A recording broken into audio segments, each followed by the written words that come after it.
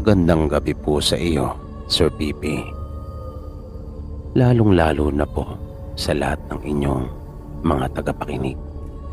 Ako nga po pala si Diana. Palagi din po akong nakikinig sa inyong mga kwento. At may nais lang din po sana akong ibahagi sa inyong lahat. Ang kwentong inyo pong maririnig mula sa akin ay totoo pong nangyari. Tungkol ito sa pangalawang asawa ng tatay namin. Natawagin na lang po natin sa pangalang Lina. Dalawa po kaming magkapatid at maaga po kaming naulila sa ina.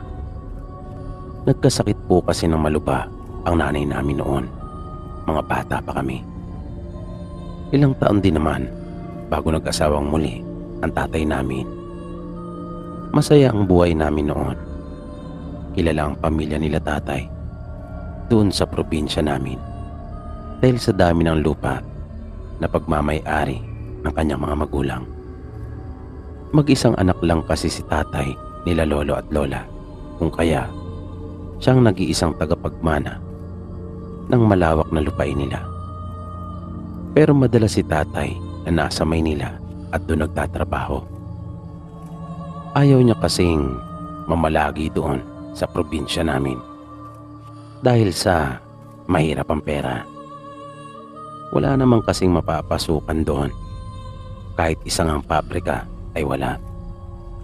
Nabubuhay lang ang mga tao doon sa pamamagitan ng pagtatanim at pag-aalaga ng mga hayop. Yung mga nasa bandang baybayin naman ay pangingisda ang kanilang pangunahing ikinabubuhay. At dahil palagi ngang nasa Maynila si tatay, kung kaya sa pangangalaga nila lolo at lola kami lumaki, ang kapatid kong si Judy.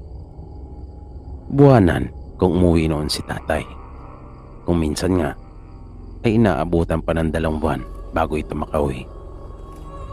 Naririnig na naming magkapatid noon yung mga balita na may kinakasama na daw sa Maynila yung tatay namin. Base na rin ito sa pagkukwento ng iba niyang mga katrabaho na umuwi doon sa amin. Ayon sa balita, nakilala daw ng tatay namin yung babae sa beer house dahil doon ito nagtatrabaho. At nang magkahulugan nga ng loob ay nagsama na sila at tumupa ng bahay. Hindi naman po kasi sa pagyayabang ay madali talaga magugusto ng babae ang tatay namin. Gwapo kasi ito at may kataasan. Malumanay kung magsalita at talaga namang maginoo. Isang araw, pagka-uwi namin magkapatid mula sa paaralan, ay nadatnan na lang naming naroon na si tatay. Umuwi pala ito at kasama na niya yung naririnig naming bago niyang kinakasama. Napansin ko kaagad na may pagkamatara yung babae. Kaya naisip kong hindi yata kami nito magkakasundo. At pakiramdam ko ay parang pinaplastic niya lang kami. At naasiwa ako sa walang tigil niyang pagmuya ng chewing gum na hindi ko alam kung may ilang oras na yata iyon sa loob ng kanyang bibig. Ang buong akala namin ay bakasyon lang ang ginawa nilang pag-uwi na iyon. Pero nagulat ako nang habang kumakain kami ng hapunan kinagabihan nang sabihin ni tatay na duro na raw muna yung babae niya na pinapatawag sa amin ni tatay na Tia Lina. Buntis na pala ito at doon ni tatay palak na mga anak upang mayroong mga mag-aasikaso.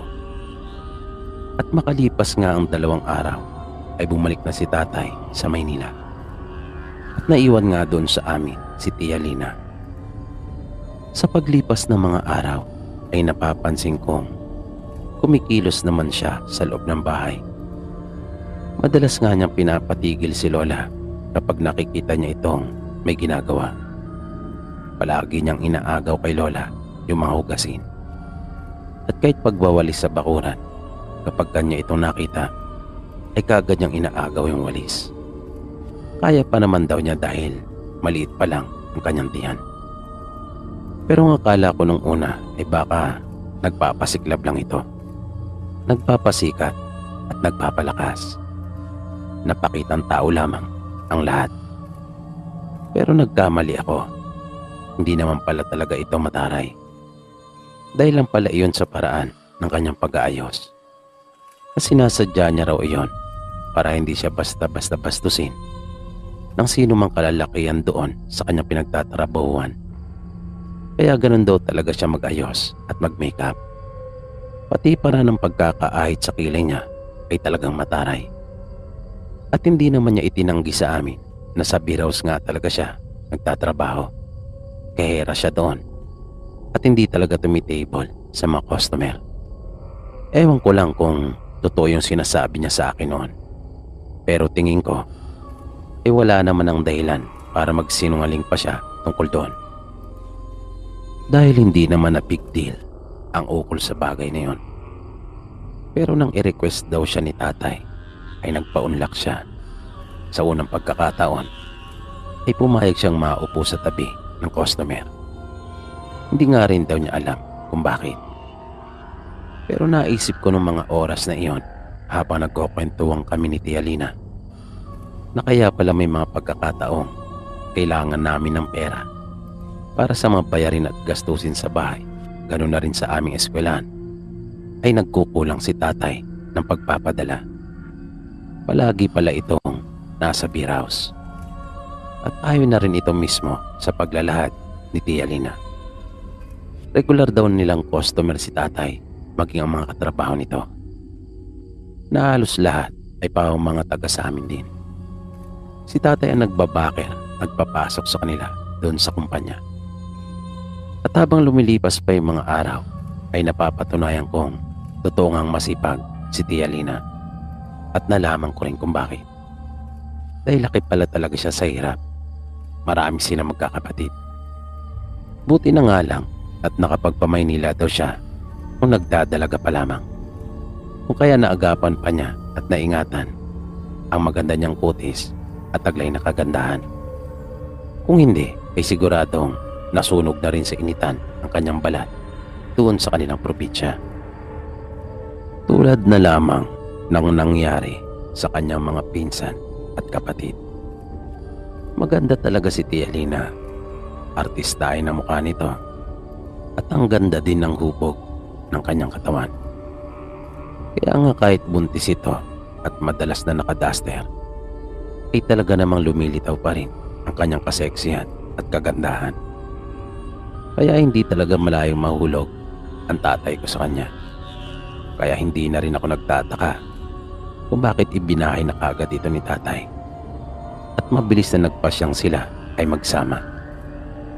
Pero sa kabila ng magagandang katangian ni Tia Lina, ay may isang bagay din akong hindi nagustuhan sa kanya. Pero hindi ko rin alam kung dati na ba siyang ganon o dahil lang din talaga kay tatay. Matapos kasing mga anak ni Tia Lina, ay madalang nang umuwi si tatay. Halos abuti na ng 3 buwan bago pa ito makauwi sa amin. At syempre, ang lagi nitong idinadahilan ay yung kanilang trabaho. Pero may mga umuugong ng balita base sa mga alingas-ngas na aming naririnig ay may bagong pinalolokang babae yung tatay namin doon sa Maynila. Kung kaya pati nga sa pagpapadala ay nagkukulang na ito. Na may mga pagkakataong pumapalya na ito. Tuwing sahod kasi nito kada linggo ay dapat na magpadala siya. Pero madalas na itong pumalya. Kaya kahit hindi nagsasalita si Tia Lina, alam na yung magkapatid na masama ang kanyang loob kay tatay. Dahil hindi nga ito nagsasalita pero makikita naman sa kanyang mga ginagawa. Magmula kasi noon ay naging pabaya na rin ito pagdating sa bahay. Naging palabarkada din si Tia Lina doon sa lugar namin. At hindi lamang sa mga kababaihan, kundi gayon na rin sa mga kalalakihan. Na mas madalas pa nga ang kanyang mga kainuman ay puro lalaki. Sa isang banda, naisip ko rin na alam kong ginagawa iyon ni Tia Lina para magselos ang tatay ko. Dahil alam niyang sigurado makakarating ang balita doon kay tatay sa Maynila. Malupit kasi ang balita sa lugar namin. Talagang may pakpak. Mabilis pa sa 4:00 kung kumalat.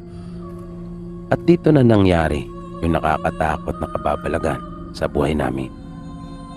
Dahil sa madalas niyang pakikipag-inuman sa kung kani-kanino na kung minsan pa nga ay dumadayo pa talaga sila sa ibang lugar, ay bigla na lang itong nagkasakit. Isang madaling araw iyon, tandang-tanda ko ang ito ay umuwi at lasing na lasing. Dumadaing siya noon ng matinding pananakit ng kanyang sikmura at ulo. Ang akala naman namin nung una ay bunga lang iyon ng kalasingan at dami ng kanyang nainom.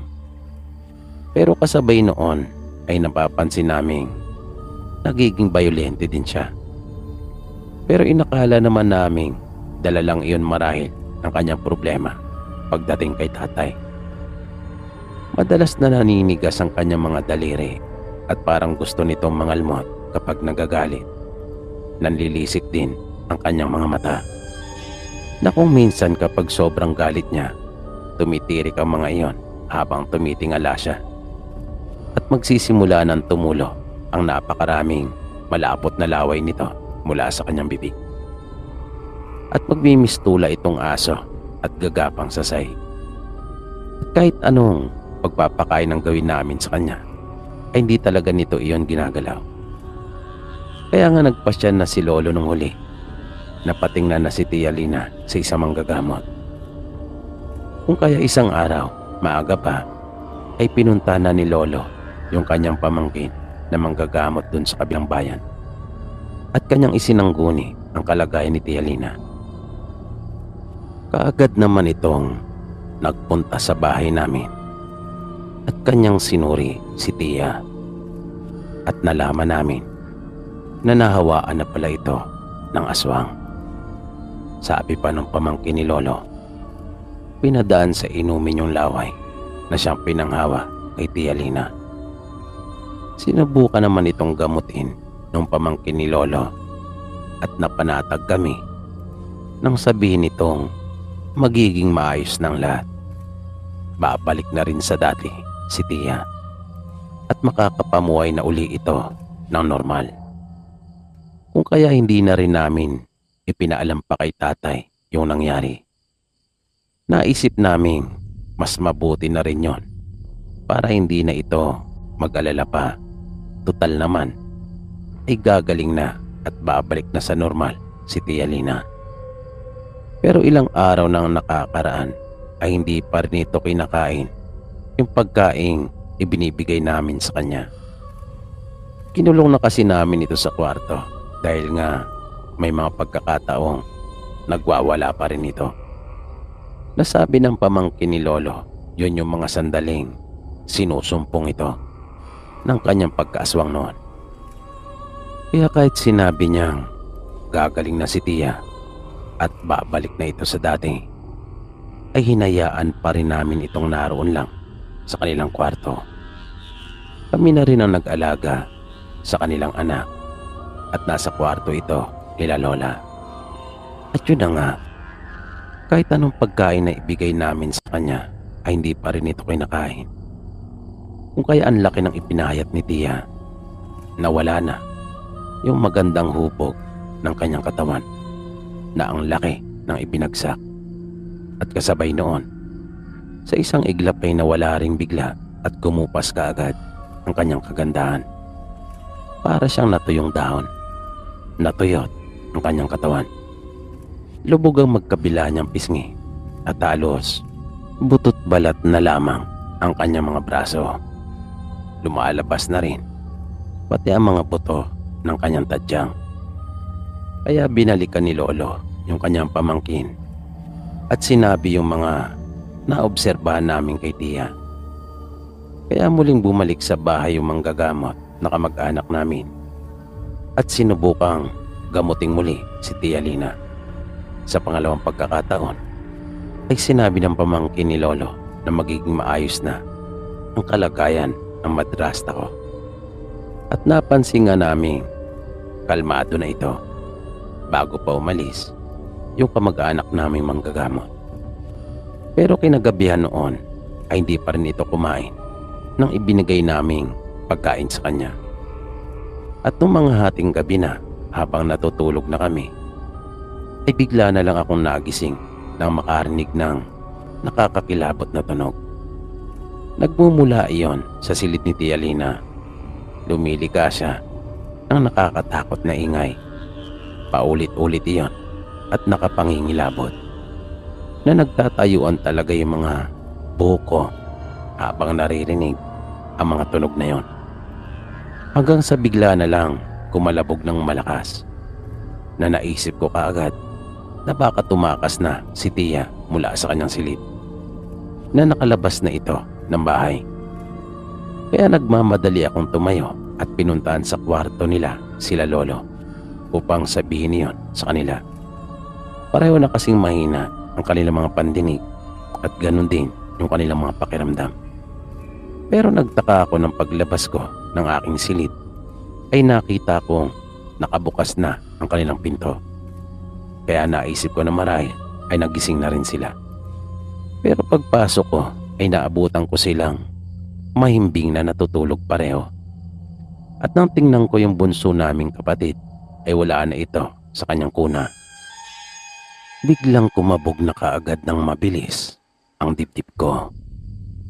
Kaagad kong nilapitan sa kanilang higaan sila lolo at lola at sila'y ginising ko.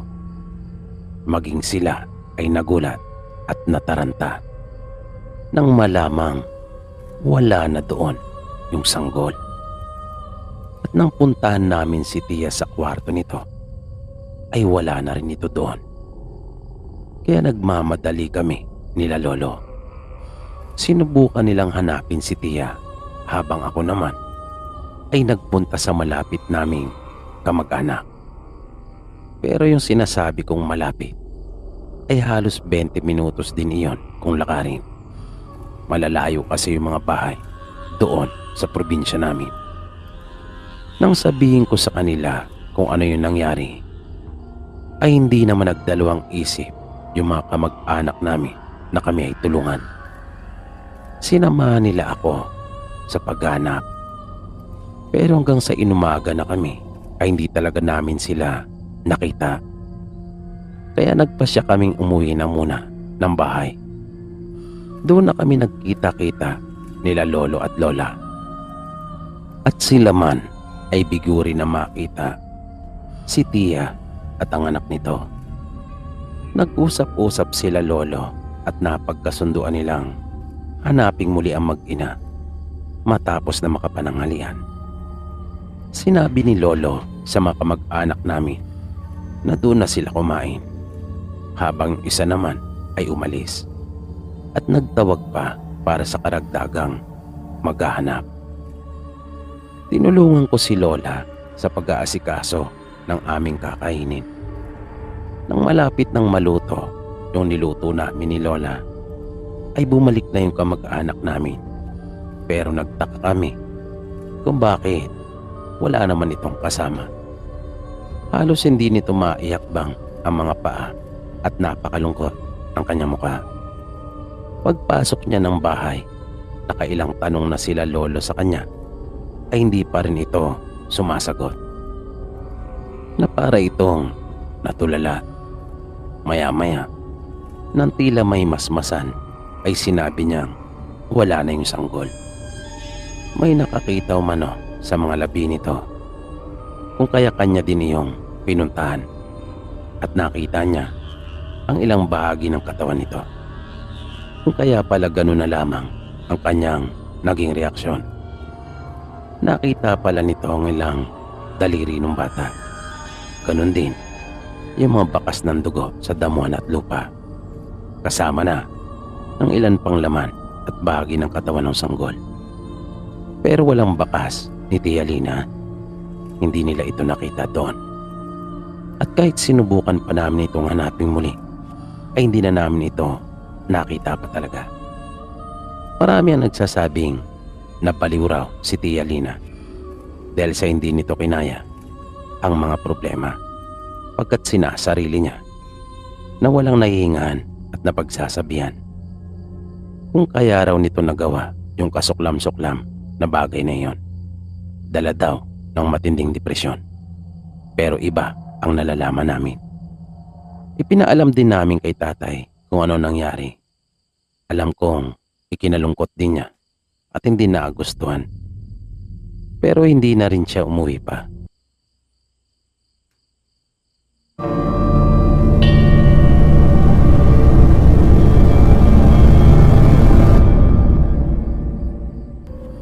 Magandang araw po sa inyong lahat, Sir PB. Naway datnan po kayo ng liham kong ito na nasa mabuti pong kalagayan. Palagi din po akong nakikinig sa inyong mga kwento. Kung kaya nga naisipan ko pong ibahagi itong nalalaman ko. Nagkaroon po kasi ako ng isang nakakatakot na karanasan. Tungkol ito sa isa kong naging kaibigan noon. Natawagin lang natin siya sa pangalang Erning. Si Mang Erning ay mas matanda sa amin. Nakilala namin ito nang umextra ng trabaho sa ginagawa namin noong malaking bahay bilang isang labor. Nalaman namin mula sa kanya na isa pala siyang driver. Pumapasada talaga siya pero sira ang kanyang minamaneho noong mga pagkakataon na yon. Kung kaya napilitan mo nang magtrabaho doon sa amin. At dahil mabait ang forma namin, kung kaya pinagbigyan naman ito. Nalaman naming solo sa buhay si Mang Erning at may balak yatang magpakamatandang pinata. Mabait siya at may kasipagan din. Kapansin-pansin nga ang kakaiba nitong lakas. Wala rin itong reklamo sa bawat iutos ng mga kasama ko sa kanya. Pero kakaiba ang pormahan ni Mang Erning. Parang nabubuhay pa ito noong mga dekada 70. Mahabang kanyang buhok at malago. Malaki din ang kanyang mga kamay. At kapansin-pansin yung mahaba niyang mga kuko. Pinansin ko nga iyon nung kumakain kami at nangiti lang ito sa akin. Pero dahil sa ginawa kong pagpansin doon kung kaya pati yung ibang mga kasama namin ay napatingin sa kanyang mga kuko. At kanilang biniro si Mang Erning ukol sa kung para saan iyon at bakit niya iyon pinapahaba ng ganon. Sinabi niya sa mga kasama ko na maraming gamit at malaking tulong para sa kanya ang pagkakaroon ng mahabang kuko. At kanya pa kaming pinakitaan. Nagulat at namanga kami sa tigas noon. Sa loob-loob ko, delikado pa lang magalit si Mang Erning. Magugulat at talagang mabibigla ang kalaban nito kung sakali. Dahil aakalaing wala itong kargada na wala kang kamalay-malay na yung mismong mga kukupalan nito ay sapat na para gamitin laban sa'yo. Kinahaponan, pag-uwi namin sa barracks matapos ang trabaho, ay hindi ko maiwasang mabanggit si Mang Erning sa aking mga kasama. Puro magaganda naman ang kanilang sinabi tungkol kay Mang Erning. Pero isa sa mga kasama ko ang nagsabing para daw itong aswang. Medyo nagulat pa nga kami nang marinig yung sinabi niyang iyon. Pero yun din mismo ang nasa isip ko. Para nga itong aswang dahil sa kanyang itsura at ayos. At alam kong hindi lang siguro kami ang nakakapansin nun. Kahit siguro ibang mga nakakakilala sa kanya, malamang ay ganun din ang kanilang iniisip. At kahit siguro si Mang Erning mismo ay napapansin din niyon. Maliban na lang kung hindi man lang ito nananalamin. Buong gabi ay palagi naming nadadaanan ng kwento si Mang Erning. Halos lahat kami na nagtatrabaho sa project na yon ay taga-probinsya. Mga taga-Visayas kung kaya alam namin ang tungkol sa mga aswang. Ang ibang kasama ko sa trabaho ay mga kamag-anak ko, habang mga kaibigan ko naman yung iba. Kung kaya magkakakilala kami. Nang sumunod na araw ay bumalik dun sa amin si Mang Ernie. At nais nitong umekstrang muli dahil hindi pa rin daw ayos yung sasakyang ibinabiyahe niya. Pumayag naman yung chewing ko at kanya itong pinagtrabahong muli. Kinahapunan, nakiusap ito sa chewing kong foreman kung maaari ba raw siyang bumali para nang sa ganon ay may pambili siya ng pagkain. Pumayag naman ang chewing ko at kanya itong binigyan ng pera. Makaraan ng ilang oras, nang nasa barracks na kami at kasalukuyan ng nagpapahinga, ay nabigla kami nang dumating doon si Mang Ernie at may dala na itong inumin. Pinapasok namin siya at pinaupo. Nilinis ng mga kasama ko yung mesa at inalis ang mga nakapatong doon. Kinuha ni Mang Ernie mula sa lalagyan yung bote ng alak at inilagay sa ibabaw ng mesa. Maya-maya ay mayroon pa itong kinuha mula roon at nakita namin ang isang lalagyan na kanya ring ipinatong doon sa ibabaw ng mesa. Nang buksan niya iyon ay kaagad na humalimuya yung mabango ng amoy. Hindi lang pala inumin ang kanyang dala, kundi may baon din pala itong pulutan. Pero hindi namin malaman kung anong karne iyon dahil sa para yung dinurog at hinimay. Kaya nagtanong kami kay Mang Ernie. Sinabi naman niya sa amin na pinaghalong karne umano iyon ng baboy at manok. Napakalasa noon at ang galing ng kanyang pagkakagata. Nag-aagaw ang anghang at linamnam.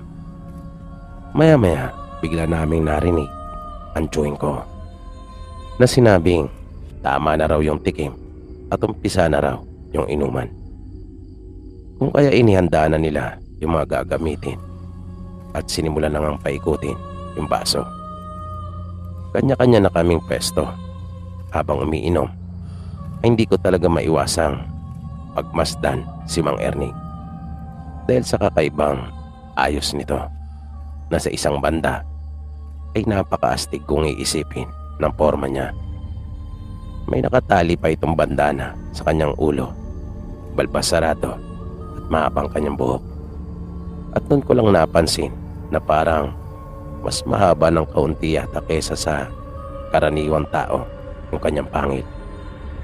At para ding napatulis talaga yon.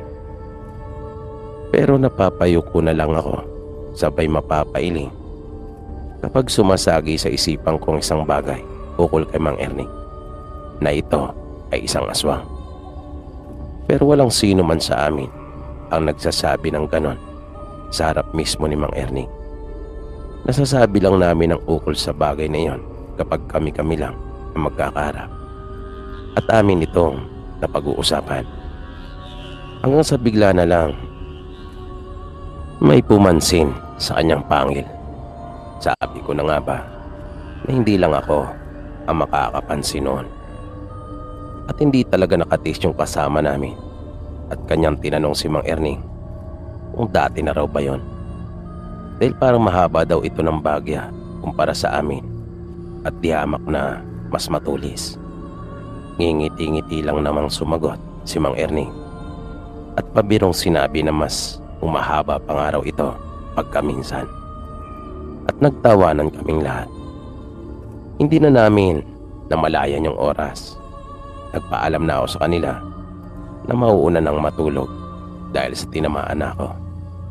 At pakiramdam ko ay malapit na ako magsuka. Naisip kong sayang naman kung iluluwa ko lang yung masarap na pulutang dinala sa amin ni Mang Ernie. Baka nga pinaghirapan pa niya yung lutuin para lang sa amin, dala ng kanyang pakikisama. Nang nakahiga na ako ay akin pa silang naririnig na masaya nagkukwentuhan at nagtatawanan. Hanggang sa nakatulog na ako at di ko na sila namalayan pa. Kinabukasan, pagdating namin sa aming pinagtatrabahuan, ay naroon na kagad si Mang Ernie. At parang walang nangyaring inuman noong nagdaang gabi. Masiglang masigla ito na hindi ko alam kung nagawa pa ba nitong makatulog nang umuwi. Dahil sabi ng chewing ko, madaling araw na sila natapos. 2:00 pasado ng araw ang magpasya na silang tumigil. Kinahaponan ay sahod na namin kung kaya lahat kami ay may pera. At tulad ng nakagawian namin, nag-aambagan kami. At tinutusan ng chewing ko yung isa kong pinsan na mamalengke. Dahil linggo kinabukasan at wala kaming pasok. Kaya nagkakaroon talaga ng inuman kapag araw ng Sabado, pagkatapos ng trabaho namin. At bumalik si Mang Erning nung mga magagabi na. May dala na rin siyang alak at meron na namang pulutan. Sa pagkakataong iyon ay adobo naman ang pagkakaluto. At tulad nung nauna ay masarap at napakalinamnam ng pagkakaluto niya. Kapag amin siyang pinupuri sa luto niya, palagi niyang sinasabi sa amin na kahit kami ay kayang-kaya naming magluto ng katulad sa kanya. Dahil natural na raw na malasa ang mga karne na kanyang isinasangkap. Bago pa pumatak ang 7:00 ng gabi ay nagsisimula na kami uling tumagay. 3 klase ng putay ang niluto namin noong gabing iyon. Bali pang-4 ang dala ni Mang Erning. Kasama na rin kasi yung aming panghapunan doon. Pero karamihan sa amin ay hindi na kumain noong gabing iyon at namulutan na lamang. Nang pasado 11:00 na ay nagtaka kami nang bigla na lang magpaalam si Mang Erning. Medyo nanibago pa nga sila Angel sa kanya dahil ang buong akala nila ay bababa dito at mananatili hanggang sa matapos ang inuman. Kung kailan pa namang walang pasok sa kinabukasan. Pero kahit anong pigil nila kay Mang Erning ay sumigi pa rin ito, nagpatuloy. Umuwi na siya at sinabing may mahalaga pa kasi siyang aasikasuhin sa kinabukasan. Kung kaya nung huli ay kanila na lang rin itong hinayaan. Nang malapit nang maubos yung aming inumin at patapos na rin, ay naramdaman kong bigla na lang kumulo ang aking tiyan. Na tumutunog pa talaga at parang nagwawala yung aking mga bituka. Pakiramdam ko ay gumagalaw ang mga ito at tila ba isang hayop na may nais kainin. Na para bang mayroon itong hinahanap at gusto. Na hindi ko naman alam kung ano. At hindi ko rin maipaliwanag kung bakit sa unang pagkakataon ay nagkaganon ang aking sikmura. At maya-maya pa, pati mga kasama ko ay nagsimula na ring mapahawak sa kanilang mga sikmura at isa-isang namilipit. Nagpalit-palitan kami sa palikuran sa pag-aakalang tawag lamang iyon ng kalikasan. Pero pare-pareho din naman kaming hindi madumi. Na lumalabas din kami kapag nasa loob na ng banyo. At nakita ko yung dalawa naming kasama, bigla na lang napatingala na nakahawak sa kanilang mga leeg at parang mga nasisiraan ng bait. At nang tumingin ito sa akin ay nakita kong parang may namuong dugo sa kanilang mga mata. Natakot talaga ako at nag-alala nung mga sandaling iyon. Di ko talaga alam kung ano ang nangyayari sa amin. Hanggang sa naramdaman ko na rin na bigla na lang uminit yung aking mga mata. At parang may kung ano sa aking lalamunan kung kaya napahawak ako at napatingala. Matapos iyon ay bigla na lang rin uminit ang aking pakiramdam na para bang nilalagnat ako. Paglapit sa akin ng chewing ko, sabi niya pulang-pula na raw ang aking mata na parang mayroong namumuong dugo. Hindi agad ako nakapagsalita dahil hindi ko kasi alam kung paano ko rin sasabihin sa kanya na ganun din ang kanyang mga mata. Hanggang sa para na kaming mga nawala sa sarili na nagpaikot-ikot at mga hindi mapakali. Maya-maya ay may mga biglang dumating. Nakita namin yung may-ari ng bahay na aming ginagawa at may mga kasama na ito. Isa-isa kaming ipinasok sa barracks namin at itinali. Nakita ko ang dalawang lalaking may kaedara na. May hawak-hawak sila. At maya-maya pa ay nagsimula ng umusal ang mga ito. Doon ko na naisip na kanila na pala kaming ginagamot. Nalaman namin nung huli na nakita pala kami ng may-ari at alam nila na sintomas iyon kapag hinawaan ng aswang doon sa kanilang lugar. Maraming beses na raw kasing nangyari iyon doon sa kanila. Binanggit namin sa kanyang ukol kay Mang Ernie at sinabi naming nakita na niya iyon nang minsang siya ay magpunta. Siya yung pina-extra ng tsuwi namin. Pagpapaliwanag pa namin sa kanya. Pero sinabi nitong kahit minsan ay wala siyang nakitang ibang tao sa ipinapagawa niyang bahay. Kami-kami lang daw ang lagi niyang nakikita. Naagapan naman kami nung dalawang manggagamot na dinala nung may-ari ng bahay at nalaman namin mula sa kanila na napakain na pala kami ng karne na hindi dapat kanin.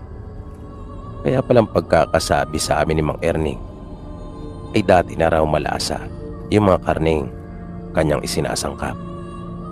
Pagkat malasang malasa talagang karne ng tao para sa kanilang mga aswang. Magmula nang mangyari sa amin iyon ay hindi na rin namin nakita pang muli si Mang Ernie na nagbibiroan pa kami pagkaminsan na sa sobra nitong kabaitan pati yung pagiging aswang ay nais pa yata niyang ibahagi sa amin. At yan po Sir PB yung akin pong naging karanasan pagdating sa aswang. Maraming salamat po.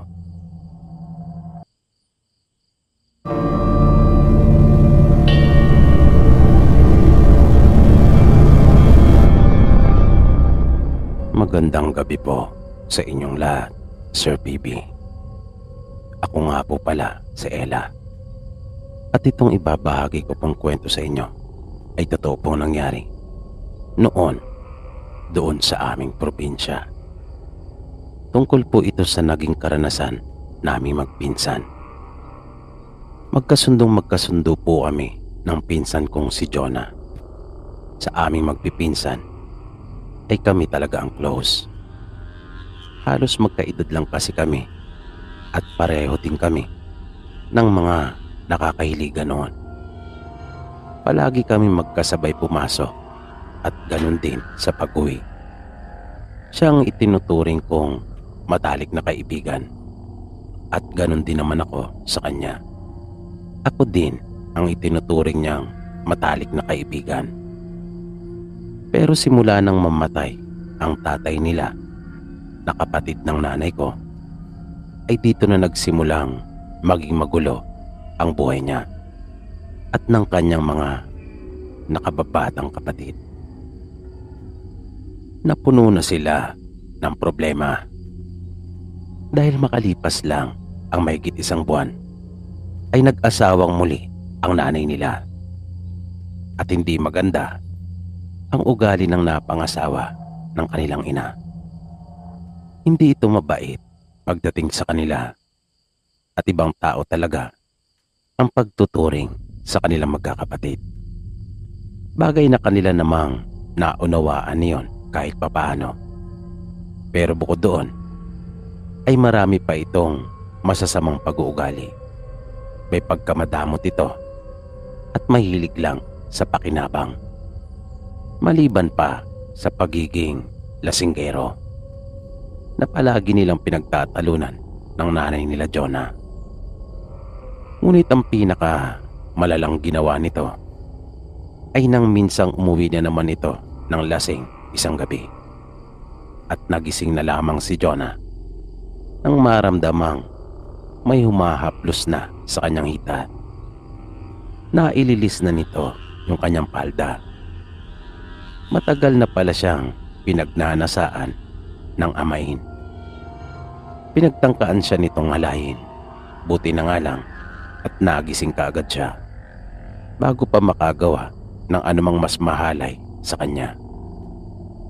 Sumigaw siya ng malakas at dahil doon ay mabilis nang umalis yung manyak niyang tiyuhin. Pero magmula na mangyari iyon ay hindi na napanatag pa si Jonah.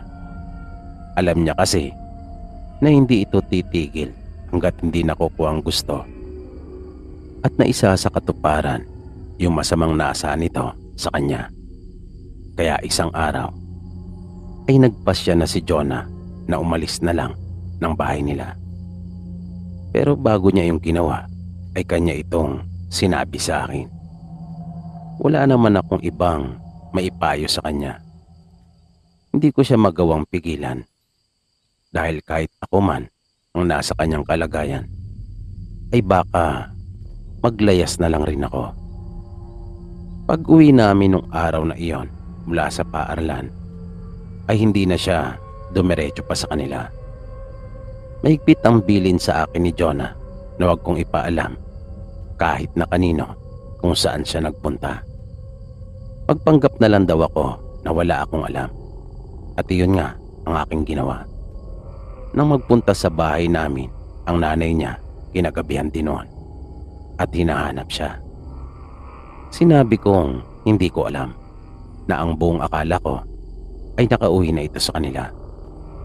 Medyo kinakabahan pa nga ako habang nagsisinungaling sa nanay niya noong mga oras na yon. Pero pilit ko na lang iyong pinaglabanan alang-alang sa kapakanan ni Jonah. At nang kami na lang ang nasa bahay, pinagmasdan ko at pinakiramdamang mabuti ang mga magulang at kapatid ko. At nang sa tingin ko ay nakatulog na sila, dahan-dahan akong bumangon at nagtungo sa aming kusina. Dinaanan ko doon yung inihanda kong pagkain para kay Jonah. Palihim ko kasi siyang pupuntahan noon sa pinagtataguan niya. Isa yung lumang kapilya. Maliit lang iyon pero sapat na para doon siya muna matulog at makapagtago. Malinaw ang plano niya. Sa tulong ko, kapag nakaipon na at may sapat ng pera, ay aalis na siya sa probinsya namin. Gusto ko nga noong sumama pero sinabi niya wag na muna. Tsaka na lang daw. At akin na lang munang ipagpatuloy ang pag-aaral. Sigurado naman daw siyang magkikita pa rin kami. At tinatdan ko nga siya ng pagkain. Medyo malayo din yon mula sa amin. At medyo kinakabahan din ako. Hindi kasi ako sanay na maglakad kapag gabi. Taong bahay lang kasi talaga ako at umaalis lang ng bahay kapag kasama ko si Jonah. Nang dumating ako doon sa lumang kapilya ay nagtaka ako nang mapansin kong mayroong liwanag na nagmumula sa loob. Mayroong ilaw na nakasindi. Mula sa labas ay tinawag ko siya at nakita kong dahan-dahan pa itong sumili sa may bintana at pagkatapos ay kumaway. Nang nakapasok na ako, panay ang reklamo at pagbibiro nito. Gutom na raw siya at panay din ang tanong kung bakit ako natagalan. Kaya sinabi ko naman kung bakit. Sinabi kong naging maingat lang ako para wala talaga makaalam ng kinaroroonan niya. Tatangu-tangu lang ito habang nilalantakan na niya yung pagkain na dala ko. Inaya niya ako na doon na rin matulog pero tumanggi ako at sinabing baka malaman nila nanay na wala ako sa bahay at biglang magtaka ang mga ito kung saan ako nagpunta. At kapag nangyari yon ay siguradong mabibisto pa ako ng nanay niya na nagsinungaling. Matapos niyang kumain ay nagkwentuhan pa muna kami sandali.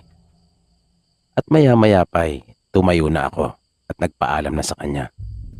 Naisip ko kasing baka mapasarap pa ng gusto yung aming pagkukwentuhan at masyado na akong gabihin. Pero nang nakatayo na ako at lalabas na sana doon sa may sirang pinto, ay laking gulat ko na lang nang saktong pagharap ko doon ay may nakita akong isang katawan ng taong nakatayo. Ngunit wala itong ulo. At nakita din pala iyon ni Jonah, kung kaya napasigaw din itong katulad ko. Napatakbo kami sa kabilang direksyon at nagmamadaling dumaan sa may bintana dahil sa sobra naming takot at pagkataranta. Sa buong buhay namin ay noon pa lang kami nakaranas na magpinsan ng ganong nakakatakot na pangyayari. Hindi ko talaga makakalimutan yung nakita namin nung gabing iyon. Nakapormal iyon na nakasuot ng puting baro, na nakahawak na sa isang gilid yung kanyang kamay at tila papasok na talaga sa loob ng nasabing lumang kapilya. Kaya dahil naman sa pangyayaring iyon ay napilitan na lang na doon matulog sa amin si Jonah. Kung kaya nalaman ng mga magulang ko ang lahat ng kanyang plano. Hindi naman sila nagalit dito. Sa halip ay naawa pa nga sila sa sitwasyon ng pinsang ko. Naunawaan nila ang dinadala nitong problema. Kung kaya nagdesisyon ng mga magulang ko na dumuon na lang siya sa amin. Galit na galit pa nga noon ang mga magulang ko nang malaman nilang pinagtangkaan ito ng kinakasama ng nanay nila. Gusto na nga sana itong sugurin ng tatay ko noon, kaya lang ayaw ng gulo ni nanay. Kung kaya amin na lang itong pinigilan. Pero nagsabi talaga si tatay noon na minsan pa magkamali ang kanilang amay ay hindi na niya talaga ito pagbibigyan pa at sasantuin. Nung huli, naisip ko rin na sa isang banda ay may mabuti ring naidulot nung ginawang pagpapakita na yun sa amin ni Jonah nung lalaking ugot ang ulo. Dahil kung hindi, ay siguradong natuloy na sana si Jonah sa kanyang plano. At hindi namin alam kung ano na ang maaaring nangyari sa kanya sa plano niyang pakikipagsapalaran na iyon.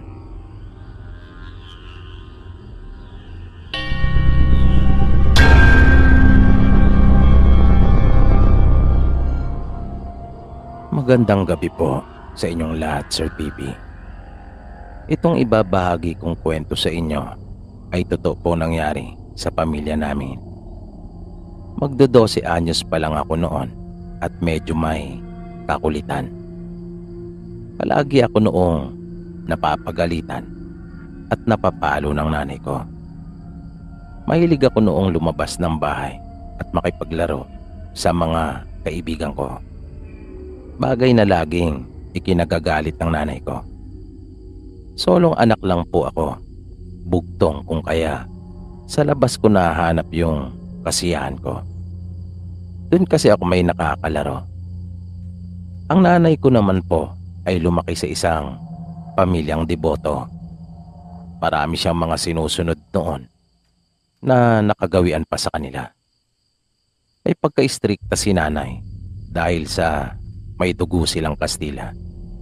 At ang isang bagay na ikinaiinis ko talaga at hindi ko gusto ay yung pagiging mapamahiin niya. At sa araw-araw bago sumapit ang 6:00 ng gabi, dapat ay nasa loob na ako ng bahay namin dahil magdarasal kami. Magro-rosaryo. Marami kami noong mga ribulto sa bahay. May maliit at mayroon ding malaki. Minsan nga ay natawa ako na magkaroon ng aberya sa may kusina namin. Namuntik na talagang masunog ang buong bahay. Ang unang dinala ni nanay at binitbit ay yung mga ribulto. At pagkatapos na maapula na yung apoy, ay magkasama kaming lumod sa harapan ng mga ribultong binuhat niya at itinakas. Narinig ko nagpasalamat si nanay sa mga ito kaya noon pa lang ay medyo napapaisip na ako. Naisip ko kasing baliktad yata. Kaya may pagdududa na talaga ako at hindi bilib sa mga pinaniniwalaan at sinusunod ni nanay noon. Madalas noong wala ang tatay ko pagkat palagi itong nagtatrabaho. Sa bawat araw ay ilang oras lang ang inilalagi nito sa bahay namin dahil namamasada siya. Taxi ang kanyang minamaneho. Nakabili siya ng segunda mano mula sa isang kumpare. Mula sa naipon niyang pera nang siya ay nag-Saudi. At dahil nga sa pamamasada, kaya halos buong araw niya ay nasa lansangan. Minsan nga naiisip ko noon na parang hindi kami mahal ni tatay. Dahil di ko talaga yun maramdaman. Para bang ayaw niya kaming kasama. Na tila ba mas gusto pa niyang siya ay nasa kalsada. Na hindi naman namin alam kung ano talagang mga totoong ginagawa niya. Minsan, isang tanghali iyon at pilit na naman akong pinapatulog ni nanay. Pero dahil sa hindi talaga ako sanay na matulog sa tanghali, kung kaya panay ang pagdadahilan ko. Kunwari ay nauuhaw ako at panay ang punta ko sa aming kusina para uminom ng tubig. Napansin naman iyon ni nanay at kanya akong sinaway. Pinagalitan niya ako at sinabihang matulog na.